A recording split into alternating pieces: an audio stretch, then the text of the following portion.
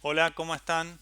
Continuamos entonces con la introducción a los grafos y ahora vamos a ver lo que son las formas de representación de estos grafos, cómo vamos a representar estas estructuras o formas posibles, ¿no?, que existen para representar esas estructuras y algunas estrategias de implementación de estas. Cuando vamos a tratar de representar un grafo, vamos a ver que esto es similar al concepto que se habla también a veces en matemática, ¿no? Cómo podemos representarlo. Eh, Nosotros vamos a tratar de llevarlo luego a lo que es la implementación en código, ¿no? Y vamos a tratar estas tres formas de representación, aunque pueden existir más, ¿no? También.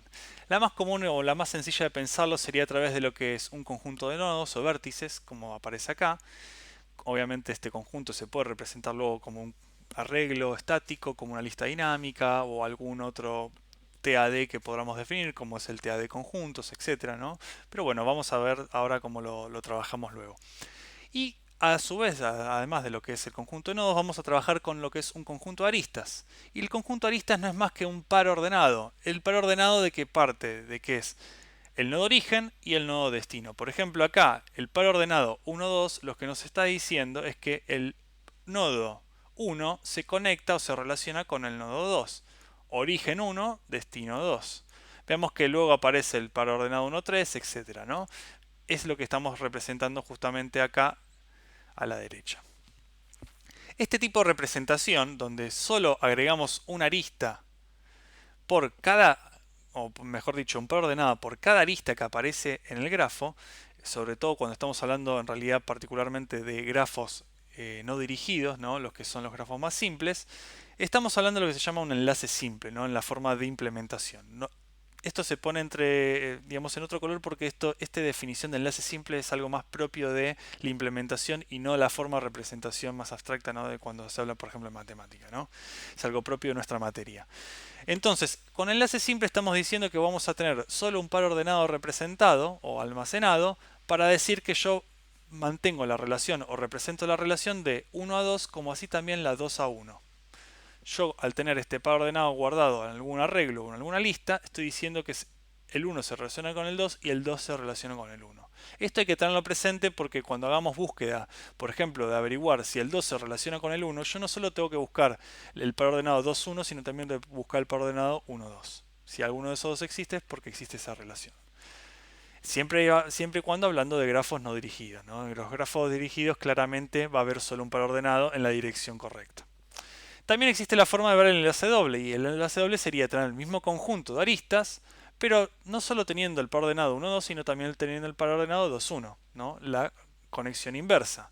Y esto a veces puede ser útil, si bien uno puede pensar de que es tedioso de mantener o de que puede ser un mayor uso de espacio innecesario y redundante, a veces puede ser útil para hacer las búsquedas, ¿no? Porque yo podría tener este arreglo o esta lista de forma ordenada y quizás para hacer las búsquedas de si el nodo 3 se conecta, por ejemplo, con el nodo 5 o el 6, bueno, simplemente yo tendría que ir a buscar hasta donde empieza a aparecer el 3, no si estuviese ordenado como primer nodo origen. Pero bueno, esto es lo que se llama enlace doble y va a tener sus detalles que lo vamos a charlar en un ratito con un poquito más de detalle. Otra forma de representación sería la lista de adyacencia. La lista de adyacencia parte también de una lista, un arreglo, un conjunto de vértices o de nodos, de la misma forma como vimos antes. La diferencia es que ese conjunto luego se va a complementar con una lista de adyacencia de este estilo. Cada uno de estos nodos que vemos acá en este conjunto de nodos, en realidad lo que tiene apuntado que es una lista de otros nodos, que podrían ser punteros si los llevamos a la implementación, que básicamente nos dicen quiénes son los vecinos. Entonces acá yo el 1 me dice que está conectado con el nodo 2 y el nodo 3, como aparece acá claramente. Si yo voy al nodo 2, obviamente el nodo 2 me va a decir que también tiene conexión con el 1. Fíjense que el 2 tiene conexión con el 1, el 4 y el 5. Esta forma de representación es muy útil porque a veces es más performante o más óptima en lo que es almacenamiento de espacio respecto a la que le sigue, ¿no?, la matriz de adyacencia. Y además es muy práctica y muy útil para poder el acceso a los vecinos. Fíjense que para yo conocer con quién está conectado el nodo 2, cuáles son mis nodos vecinos del nodo 2, es simplemente voy al nodo 2 o a la ubicación del nodo 2 dentro de mi conjunto lista y de ahí yo accedo a la lista que tiene asignada como vecinos o adyacentes. Por lo tanto es muy útil para ese tipo de accesos, esa forma de representación. Otra forma de representar esta estructura de grafo, por lo menos la que estamos viendo acá, sería a través de una matriz de adyacencia. Una matriz de adyacencia, que en este caso la llamamos A, es una matriz cuadrada de B por B, o sea, la cantidad de nodos por cantidad de nodos, donde cada una de las celdas A y J en realidad se le define, puede ser de tipo entero en este caso, se le define un número 1 o un número 0 que va a identificar si existe o no existe lo que es la conexión entre esos dos nodos. Por ejemplo, en este caso que estamos representando este grafo, si yo quisiera ver el 2 y el 5 si están conectados, yo podría ir a la fila del 5, a la fila del 2, perdón, y ver si está en la columna con el 5 si tiene un 1. Claramente acá está el 1 marcado porque existe la arista entre el 2 y el 5. Lo mismo va, como es un grafo no dirigido, va a existir entre el 5 y el 2. Por lo tanto iría a la fila del 5 y me ubicaría con la columna del 2. Y vemos que también aparece un 1.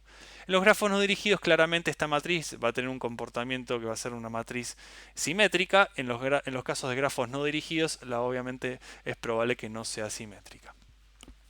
Bueno, ¿qué sucede si queremos hacer en este caso un grafo ponderado, ¿no? Con aristas ponderadas? Bueno, si es ponderado lo que vamos a utilizar en realidad podemos hacer una estrategia en donde en realidad poner un 1 para decir si existe o no existe una conexión, podemos acá poner justamente el peso de la arista. Entonces si acá la arista entre el 2 y el 4 fuera un 3, yo podría ubicarme entre 2 y 4, en vez de un 1 acá, el número 3. ¿Sí?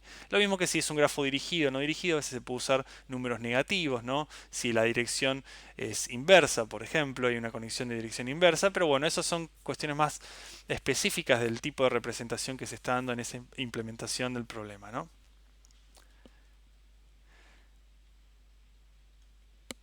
Bueno, ¿y cómo implementamos estas formas de representación, no? Una forma de implementarlo sería la siguiente. Vamos a trabajar ahora con un tipo de dato grafo de A, no es un grafo paramétrico. En general no vamos a usar un grafo a partir de un TAD o sea, específico o especificado previamente, como si hacíamos con las listas o las colas o las pilas, porque generalmente cuando uno define una estructura de grafo, generalmente la define ya concreta para el problema que quiere modelar. En vez de estar usando, por ejemplo, un tipo de dato abstracto como grafo de A o grafo de algo paramétrico, podríamos decir que en realidad estamos definiendo la ciudad. Entonces el tipo acá sería, el nombre del identificador de tipo sería ya ciudad o mapa o etcétera, ¿no? Ya estaríamos trabajando con el tipo de dato concreto, porque es raro usar un TAD bastante abstracto como grafo, porque la verdad que existen múltiples aplicaciones y en realidad va a complicar más que nada la lectura del código o una abstracción tan grande o tan amplia, ¿no? Pero bueno, para este ejemplo vamos a trabajar con un tipo de dato paramétrico, asumiendo que grafo A, acá de A podría asumir cualquier tipo, entonces como dato del nodo, no obviamente va a ser de tipo A, ese nodo de tipo A, por lo tanto podemos tratar de jugar un poquito con la abstracción ahora, ¿no?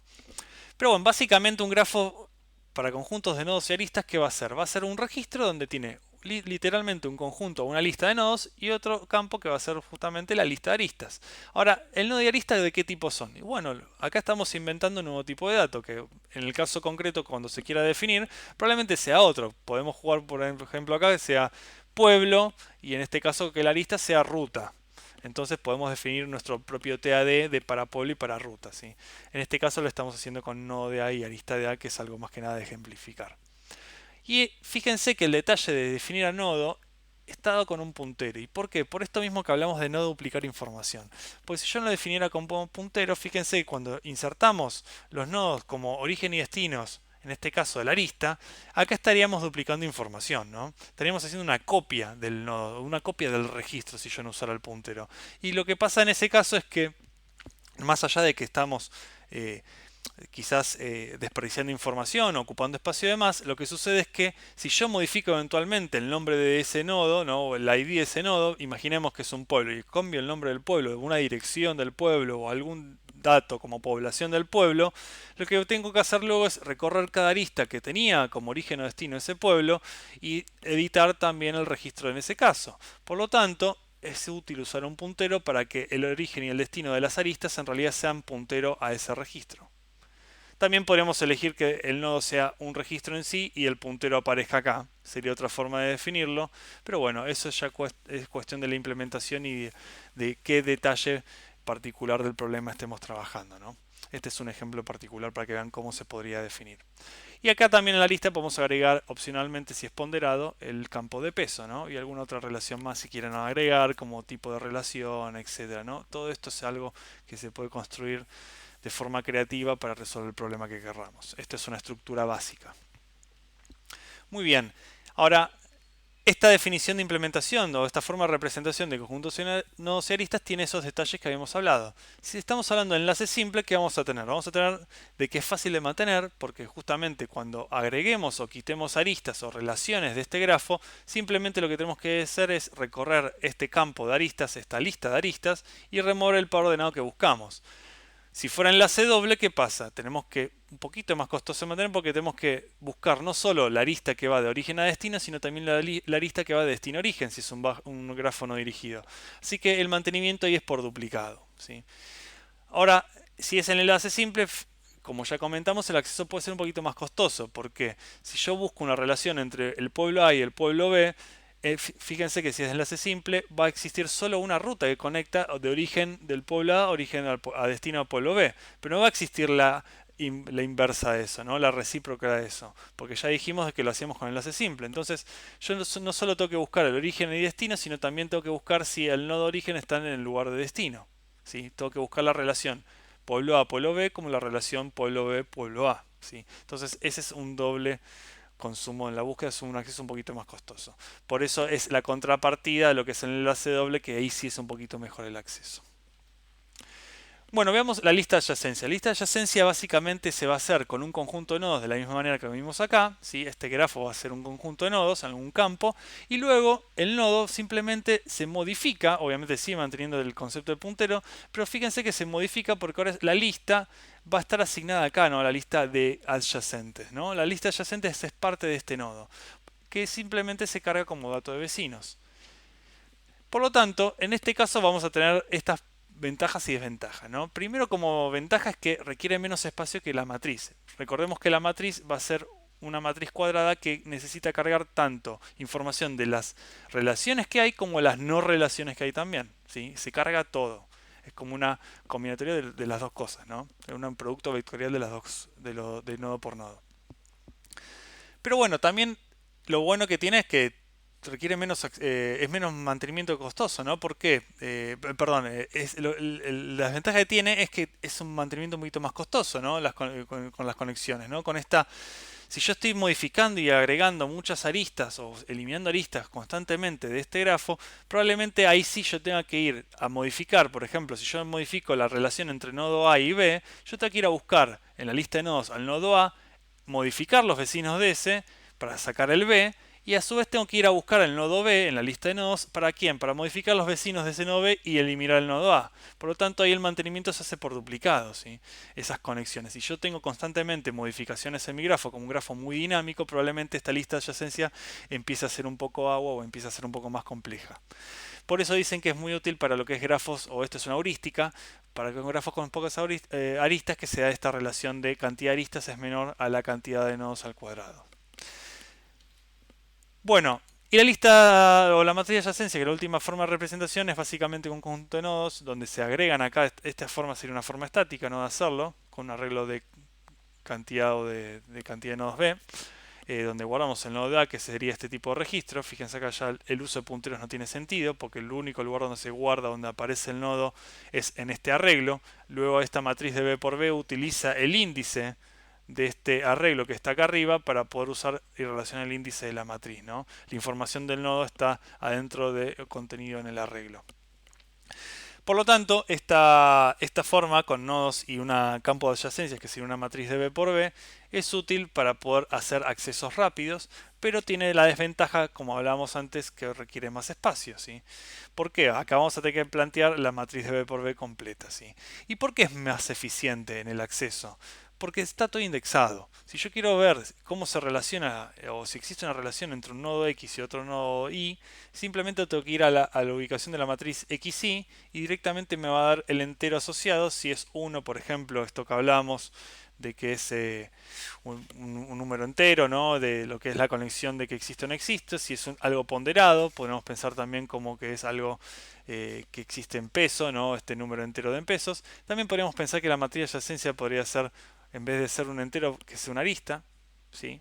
Podríamos pensar esto como una abstracción, entonces ahí no solo cargamos también, podemos cargar el concepto de arista como algo más complejo, pero bueno, en general se suele manejar el concepto de entero y este TA de arista suele estar presente porque hay veces que necesitamos trabajar con la arista origen a destino y peso como algo que sea extra en nuestra implementación, así que van a ver que puede suceder que se ve a veces en algunos casos. Bueno, en este caso vimos algunas formas de representación de los grafos y cómo poder implementarlos en pseudocódigo. En las próximas sesiones vamos a ver y trabajar cómo podemos hacer algunas operaciones básicas o definirlas y también cómo trabajar con los recorridos.